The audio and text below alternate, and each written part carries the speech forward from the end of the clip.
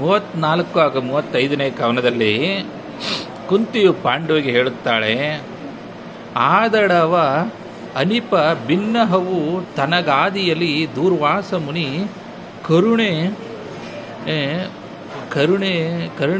ಕರುಣೆಯ ಉದಯದಲ್ಲಿ 5 ಮಂತ್ರಾಕ್ಷರದ ವರ ಉಂಟು.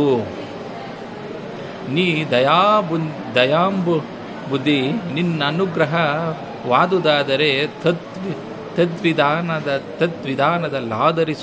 ತದ್ವಿಧಾನದಲ್ಲಿ ಆಧರಿಸುವೆನು. ಪುತ್ರ ಕಾಮ್ಯಾವ ನೇಳೆಂದ ಕುಂತಿ.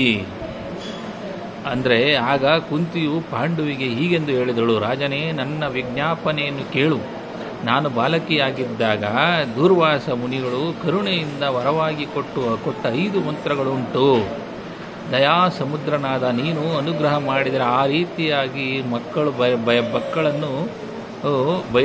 ಮಕ್ಕಳನ್ನು ಬಯಸುತ್ತೇನೆ, ಬಯಕೆಯನ್ನು ಪೂರೈಸುತ್ತೇನೆ ಎಂದಳು. ಆಗ ಪಾಂಡುವು 35ನೇ ಕವನದಲ್ಲಿ ಹೇಳುವುದು, ಲೇಸನಾಡಿದೆ ಕುಂತಿ, ಮುನಿಯಪ್ಪನ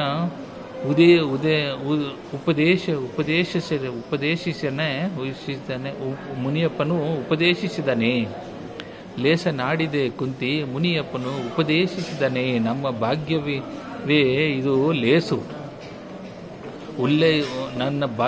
ನಮ್ಮ ಭಾಗ್ಯವೇ ಇದು ಇದೈಸಲೆ. ನೀ ದೃಢ ಪತಿವ್ರತೆ ಅತೆ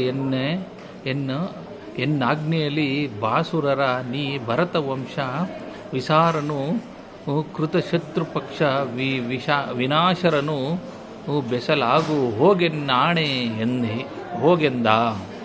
ಅಂದರೆ ಪಾಂಡುವು ಕುಂತಿಗೆ ಹೀಗೆಂದು ಹೇಳಿದನು, ನೀನು ಒಳ್ಳೆಯ ಮಾತನ್ನು ಹೇಳಿದೆ ಕುಂತಿ.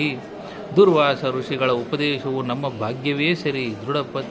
ಅತಿವೃತೆಯಾದ ನೀನು ನನ್ನ ಒಪ್ಪಿಗೆಯಂತೆ ಭರತವಂಶಕ್ಕೆ ಭೂಷಣರಾದ ಶತ್ರು ಸಂಹಾರಕರಾದ ತೇಜೋವಂತರಾದ ಮಕ್ಕಳನ್ನು ಪಡೆ.